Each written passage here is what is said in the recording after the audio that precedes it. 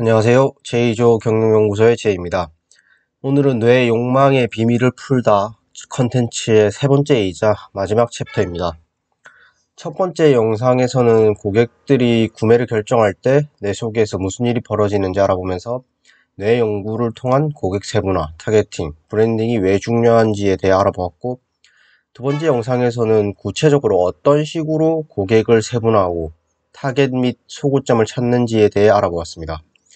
이번 영상에서는 소구점을 어떤 방식으로 또는 어떤 요소들을 고려하여 전달 또는 표현해야 하는지에 대해 알아보도록 할 것입니다. 특정 브랜드가 장악한 감정 영역이 많을수록 뇌 속에서 해당 브랜드의 가치는 상승합니다.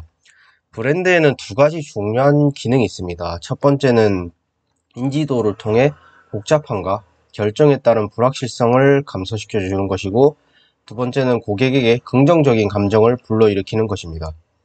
예컨대 안정감과 아늑함, 즐거움에 대한 약속, 새로운 것과 자극적인 것이 선사하는 짜릿함, 지위와 우월감 혹은 모든 것을 장악하고 통제할 수 있다는 느낌을 안겨주는 것이죠. 이러한 감정은 주로 변연계에서 일어나는 학습 과정을 통해 생겨납니다. 외부의 자극과 신체 내부의 신호가 함께 나타날 때마다 서로 결합되면서 만들어지는 것이죠. 이때 이런 다양한 정보들이 실제로 관련이 있는지 여부는 사실 중요하지 않습니다. 이것들이 동시에 연상된 것만으로도 뇌는 전체적인 상을 만들어내고 그것을 저장합니다. 이처럼 신경 브랜드 이미지는 뇌 속에 있는 다양한 신경세포가 동시에 연결되어 광범위한 네트워크가 형성되면서 만들어집니다. 상품과 감정적인 광고 메시지가 함께 등장하는 빈도가 높을수록 네트워크에 속해 있는 신경세포 사이의 결합이 더 강력해집니다. 즉, 일회성 브랜드 메시지 전달만으로는 효과를 볼 수 없다는 것입니다. 인간의 뇌는 매일 약 2000건에 달하는 다른 브랜드 메시지를 접합니다. 때문에 성공적인 브랜드는 뇌 속의 동일한 신경 네트워크를 반복하여 활성화시키고 강화시킵니다. 보통 시장 선두주자들은 대체로 중도를 지향합니다. 이는 대중을 사로잡기 위함인데요. 이러다 보면 브랜드의 개성이 결여될 수밖에 없고, 때문에 감정적으로 브랜드를 퇴색시켜버리는 결과로 이어집니다. 브랜드에는 영혼, 신화, 이야기가 있어야 합니다. 강력한 브랜드는 이야기를 들려주는데 그것은 여러 중소기업과 스타트업에겐 곧 기회를 의미합니다. 작은 기업은 시장에서 막강한 힘을 휘두르는 대기업의 자금력에 대항할 여력이 부족하지만 다른 무기가 있습니다. 신빙성 있는 이야기가 바로 그 무기입니다. 소비자의 머릿속에 자신의 브랜드가 차지할 지정석을 만들고 싶다면 브랜드만의 고유한 이야기를 만들고 개성을 살려 연출해야 합니다. 브랜드 연출이란 브랜드의 아주 세세한 디테일과 신호를 일일이 신경 써야 한다는 것을 의미합니다. 대부분의 경우 구매 결정은 고객의 의식에 도달하지 않는 메시지를 통해 이루어집니다. 정말 신경 써야 하는 것은 사소한 디테일과 제품 및 서비스와 관련된 무의식적 메시지입니다. 우리 뇌는 암시 신호가 담긴 자극을 조금만 주어도 무의식적으로 평가를 시작합니다. 타겟 그룹에 맞는 감정을 만들어내려면 일명 큐 매니지먼트를 이용해 미세한 신호를 구성할 필요가 있습니다. 오늘은 큐 매니지먼트 방법 3가지에 대해 알아보겠습니다.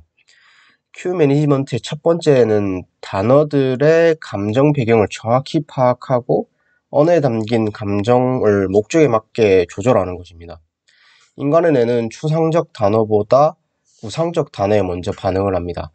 또한 구상적 단어 중에서도 감정이 유발되는 단어가 더 빨리 처리됩니다. 판매 촉진 효과를 노릴 때 염두에 두어야 할 것은 두뇌 활동에 맞춰 감정적, 구상적 단어, 또 움직임과 관련 있는 활동적 언어를 사용하는 것입니다.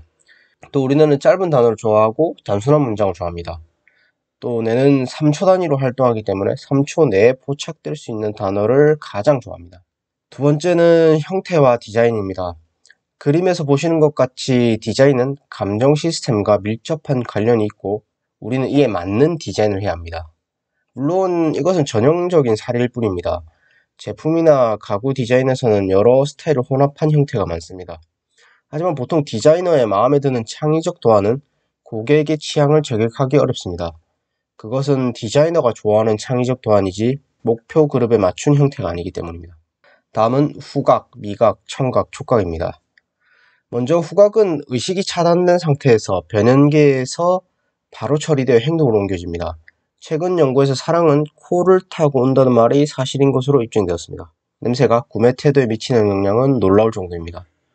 여기서 한 가지 주의할 점은 인지 문턱값, 그러니까 어떤 것을 인지하게 되는 경계치보다 살짝 아래 혹은 살짝 위에 있는 향을 만들어내는 것이 중요하다는 것입니다.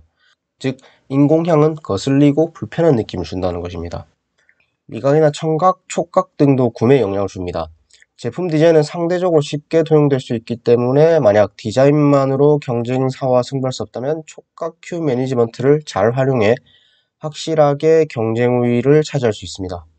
우리 뇌는 일반화를 좋아합니다.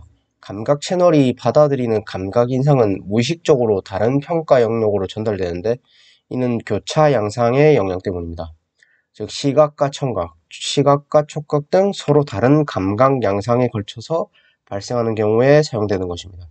소비자들은 끈적거리는 카라멜이 있는 초코바보다 거품 크림으로 채워진 초코바의 칼로리가 더 낮다고 생각합니다.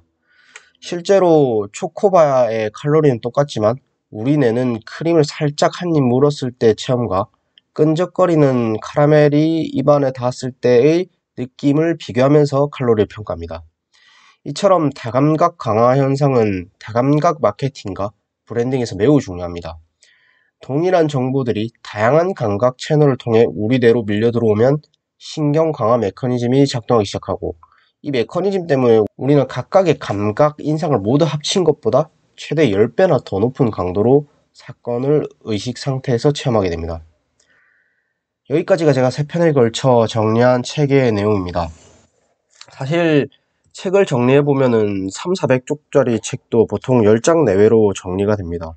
뭔가 중요한 내용을 뺐기 때문이 아니라 핵심 내용은 실제로 그 정도밖에 되지가 않습니다. 하지만 그럼에도 불구하고 책을 300~400쪽으로 만드는 이유 또는 사람들이 요약본이 아닌 책을 읽는 이유는 전체 내용을 읽음으로써 독자 스스로 설득이 되기 때문입니다. 단순히 분량을 늘리기 위해서 책을 길게 쓰는 것이 아닙니다. 사실 저는 300~400쪽짜리 책을 다 읽고 이렇게 정리를 하면서도 의심을 합니다. 이게 정말 되는 건가? 이 책의 내용이 좋은 것인가?